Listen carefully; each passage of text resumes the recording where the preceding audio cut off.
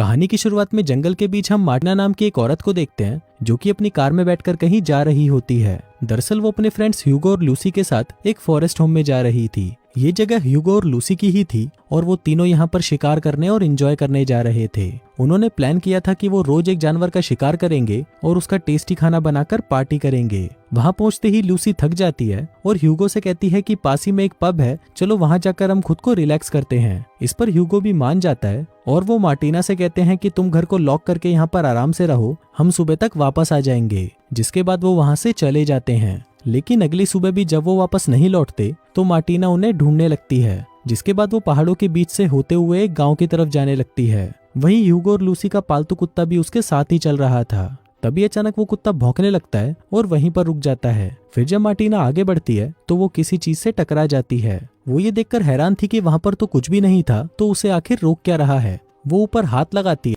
हे movie के चाहने वालों, हम आपके लिए लेकर आए हैं एक धमाका ऑफर। नेटफ्लिक्स और अमेजोन पर भारी भरकम छूट आपके सामने अभी प्लान लिखे हुए हैं। अगर आपको हमारे प्लान चाहिए तो दिए गए व्हाट्सएप नंबर पर कांटेक्ट करें।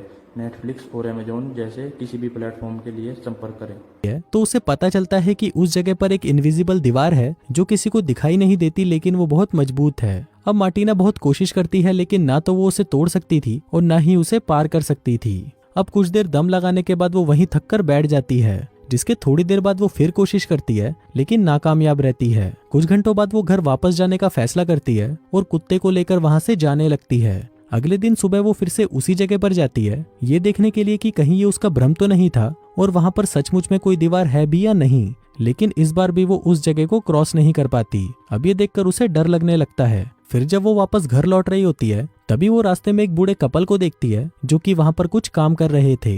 अब उन्हें देखकर मार्टिना को थोड़ी तसल्ली होती है और वो उन्हें आवाज लगाकर बुलाने लगती है। लेकिन जब वो उनके पास पहुंचती है तो वहां पर उसे कोई इनविजिबल दीवार रोक रही होती है, जिसका मतलब था कि यहाँ पर भी एक इनविजिबल दीवार है। और इतना ही नहीं, वो बुजुर्ग इंसान भी उसे इंसान नहीं बल्कि पुतले लग रहे थे। लेकिन फिर जब मार्टिना उन्हें दूरबीन से देखती है तो उसे पता चलता है कि वो इंसान ही है जो वहां पर फ्रीज हो चुके हैं। मार्टिना को लगता है कि इस इनविजिबल दीवार की दूसरी तरफ सभी लोग मर चुके हैं। जिसके बाद वो इन्हीं सबको देखकर अपना टाइम पास करने लगती है। फिर रोज की तरह ही वो एक दिन जंगल में चल रही होती है कि अचानक उसे एक गाय दिखाई देती है जो उसी की तरफ आ रही थी। अब पहले तो मार्टिना डरकर उससे दूर चली जाती है, लेकिन फिर वो अपने अकेलेपन के चलते उस गाय को भी अपने साथ अपने घर ले जाती है। अब वो गाय रोज दूध देती है, जिससे मार्टिना अपनी चाय और कॉफी बना लेती है, जिसके बदले में वो उस गाय के लिए बहुत सारी घास काट कर लाती है और काफी मेहनत करके उसकी देखभाल करती है। एक दिन मार्टिना अपने घर के पीछे वाले रास्ते से अपनी कार लेकर जा रही होती है कि तभी कुछ ही दूरी पर उसकी गाड़ी किसी चीज से टकरा जाती है। मतलब वहां पर भी कोई इनविजिबल दीवार थी। वहीं से 20 फीट की दूरी पर एक और कार भी ऐसे ही खड़ी हुई थी, जिससे मार्टिना अंदाजा लगाती है कि इस दीवार की थिकनेस लगभग 20 फुट है। अब उसके लिए इम्पॉसिबल था कि कैसे उस दीवार को तोड़ा या हटाया जाए जिसे वो दिखाई तक नहीं दे रही थी। उसे तो ये भी पता नहीं था कि ये दीवार कहाँ शुरू होती है और कहाँ खत्म। अब ये देखकर मार्टिना मायूस हो जाती है कि वो कभी भी इसे क्रॉस नहीं कर पाएगी। जिसके बाद वो वापस घर लौट आती है। अब वहीं पर ही बस जाने के अलावा मार्टिना को और कोई रास्ता समझ नहीं आता, इसलिए वो सर्दियां आने से पहले ही अपनी और गाय की जरूरत की सारी चीजें इकट्ठा करके अपने घर में रख लेती है। साथ ही वो चूल्हे के लिए भी ढेर सारी लकड़ियां इकट्ठा कर लेती है। अब यहाँ पर रहकर उसने आलू और कई तरह की सब्जियां भी उगा ली थी, जिन्हें काटकर वो अगले 6 महीने तक के खाने का इंतजाम कर लेती है। फिर एक दिन वहां पर एक बिल्ली आ जाती है और मार्टिना उसे भी अपने घर में रख लेती है। लेकिन उसका सच्चा दोस्त अभी भी उसका कुत्ता ही था, जिसे वो बहुत प्यार करती थी। मार्टिना कभी कभी जंगल में जाकर शिकार भी किया करती थी। पहले ही दिन वो हिरण का शिकार करने की कोशिश करती है, लेकिन वो ठीक से निशाना नहीं लगा पाती और वापस घर लौट आती है। अगले दिन वो फिर से शिकार पर जाती है, लेकिन इस बार उसका निशाना नहीं चूकता।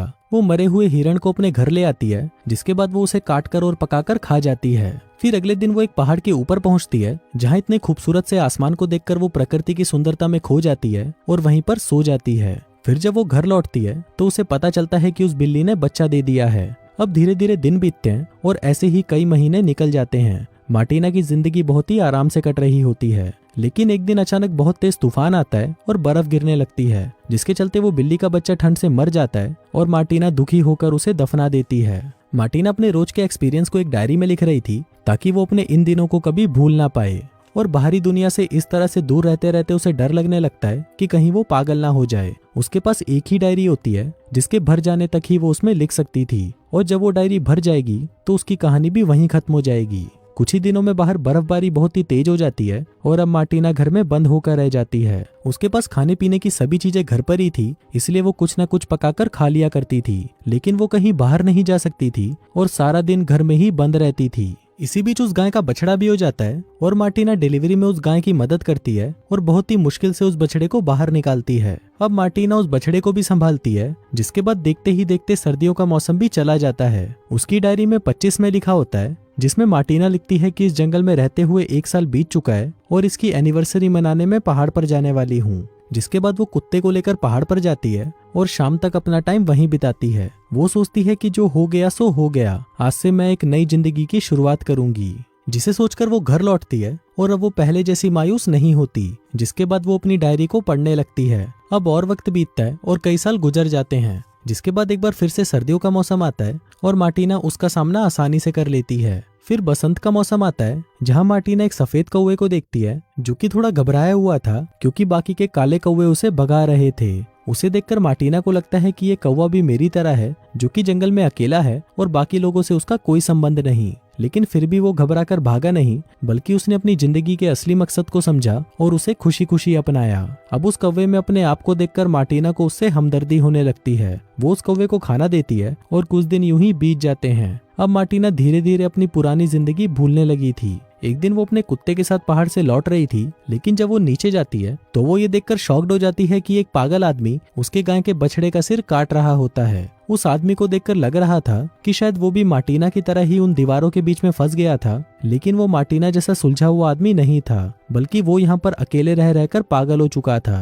अब उस आदमी को ये सब करता देख मार्टिना बहुत डर जाती है और वहां से भागने लगती है। तभी उसका कुत्ता उस आदमी पर अटैक करने लगता है, लेकिन वो आदमी उसे भी मार देता है। अभी देखकर मार्टिना पीछे के दरवाजे से घर में जाती है और अपनी बंदूक लेकर आती है, लेकिन तब तक बहुत देर हो चुकी थी और वो बछड़ा मर चुका था। अभी देखकर मार्टिना को बहुत गुस्सा आता है और वो उस आदमी को लगातार शूट करके उसे मार डालती है।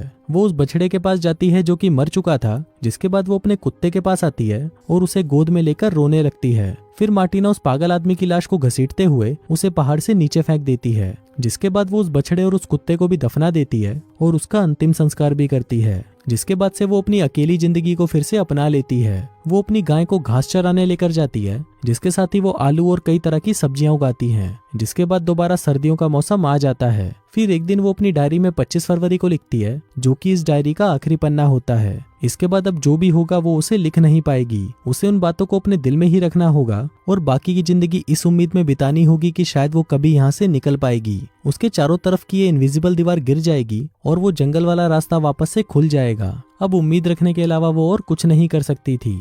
अब डायरी के पन्नों के खत्म हो जाने के बाद वो लिखना बंद कर देती है और इसी के साथ ही ये कहानी यहीं खत्म हो जाती है। दोस्तों, आपको वीडियो कैसा लगा मुझे नीचे कमेंट करके जरूर बताएं और अगर आपको वीडियो अच्छा लगा हो तो प्लीज इस वीडियो को लाइक करके मेरे चैनल को सब्सक्राइब कर लेना। मैं मिलता हूँ आपसे अगले वीडियो में, तब तक के लिए बाय।